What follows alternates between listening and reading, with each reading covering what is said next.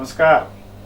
शुभ समय। ssnews.in जो आपका अपना भारत का पहला सोशल मीडिया के क्षितिज पर पहला ऑनलाइन चैनल है, उसमें आपका स्वागत। रोज हम मिलते हैं आपसे आपकी अपनी चौपाल पे एक नए विषय को लेकर, और आज कुछ ऐसा माहौल बना है कि जो विषय हमने कुछ दिनों पहले लिया था उसी विषय को भाग 2 के रूप में आगे बढ़ाने का काम करेंगे, और आप भी चाहेंगे कि उस विषय पर विस्तृत चर्चा हो। और वो व्यापक विषय है व्यापम का। व्यापम अब शायद इस हिंदुस्तान के 125 करोड़ जनता के बीच में एक ऐसा शब्द बन गया है जिससे कोई अनभिज्ञ नहीं है। व्यापम धीरे धीरे इतना विकराल रूप लेते जा रहा है कि हर देश का नागरिक, चाहे वो यंग हो या बुजुर्ग हो या महिला हो या पुरुष हो, चिंतित है। ये क्या हो रहा है इस मध्य प्रदेश की धरती पर?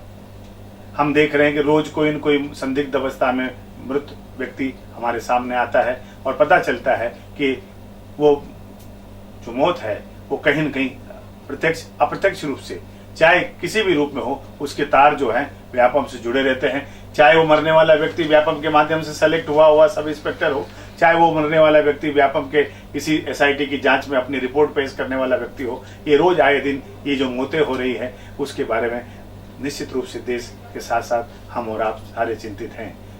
भले वहां के बैठे हुए लोग, वहां के भूतपूर्व मुख्यमंत्री और वर्तमान गृह मंत्री बहुत बुजुर्ग नेता है, लेकिन जितने लाइट तरीके से माननीय बाबूलाल जी गौड़ कह देते हैं कि ये तो जो आएगा वो जाएगा, यानी ये सारी जो नॉर्मल मौतें हैं, वहां के मुख्यमंत्री बहुत लाइट तरीके से कह देते हैं कि हर मौत को व्यापम से नहीं जोड़ा जा सकता। मैं शिवराज सिंह जी चौहान से कहना चाहता हूं सम्मान के साथ, कि मध्य प्रदेश में सिर्फ 45 लोग ही नहीं मरे हैं, लोग ज्यादा मर रहे हैं। हम 45 के बारे में प्रश्न चिन्ह लगा रहे हैं क्योंकि वो कहीं न कहीं व्यापम से जुड़े हैं। या ये दाग जब धुल सकता है जब प्रशासनिक और शासन के तौर पर हम ये बात को साबित कर दें कि उनकी मौत एक साधारण तरीके से हुई है, जैसे बाबूलाल जी गौड़ कह रहे हैं। अन्यथा बड़ा अच्छा नहीं लगा हमें वो सुनकर के कि कैलाश विजयवर्गीय जी ने कहा कि पत्रकार क्या होते हैं, सबसे बड़ा पत्रकार मैं होता हूं। एक पत्रकार की मौत पर जो आदमी और जिम्मेदार मंत्री जो आपके शासन में बैठा हुआ है वो इस तरह के हल्की बात करता है, तो शायद कहीं न कहीं मन में लगता है कि व्यापम की सच्चाई वो तो नहीं है जो आपके ऊपर छींटे उछल रहे हैं। कहीं आप पे उछलने वाले छींटे सही तो नहीं है।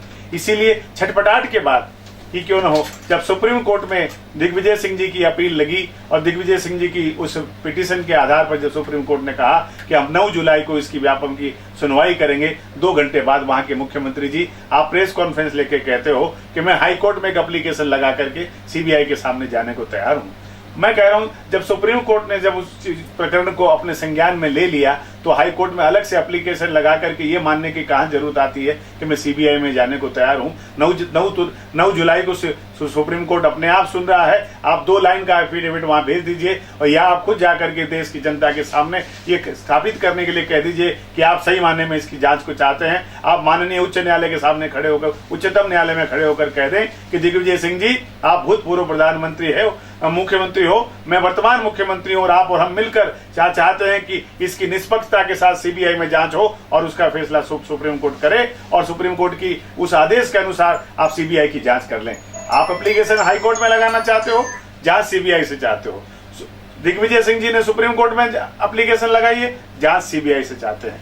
मतलब आप और दिग्विजय सिंह जी अब कम से कम इस समय एक चीज पे टिका है आपका कि CBI से जांच हो, तो फिर से उसके लिए हाई कोर्ट में अलग से एप्लीकेशन क्यों? ये प्रश्न हिंदुस्तान का हर नागरिक अपने जहन में सोचने लगा, विचारने लगा। और वो भी फैसला सुप्रीम कोर्ट का आदेश जब आता है कि हम 9 जुलाई को सुनवाई करेंगे, तब माननीय मुख्यमंत्री जी आपने वार्ताहर परिषद के माध्यम से डिक्लेयर किया कि मैं कल हमारे उच्च न्यायालय में ये फैसला लेने के लिए एक एप्लीकेशन लगाऊंगा। आप सीधे सीधे हिंदुस्तान के उच्चतम न्यायालय में 9 तारीख को खड़े होकर, या आपके माध्यम कोई भी आपका जो कानूनी विज्ञ होगा उसको खड़ा कर करके कह दीजिए कि मध्य प्रदेश सरकार दूध का दूध पानी का पानी चाहती है, और इस व्यापम जो सो कॉल्ड घोटाला है उसके अंदर जो भी हैं, चाहे वो किसी दल के हो, चाहे किसी भी पद पे हो, उनको दूध का दूध पानी का पानी करके जनता के बीच में लाकर एक न्यायिक व्यवस्था के सामने उनको जवाबदेही बनाने के लिए आप उनको खड़ा करेंगे, और इस व्यापम कांड की एकदम तह में जाकर के जांच करेंगे, तब तो आपकी बात को लोक सत्यता में मानेंगे। अन्यथा कवर अप जो होता है वो बात हो जाएगी। एक बार कहीं न कहीं वापस भटकाने की बात जो हो रही है वो हो रही है।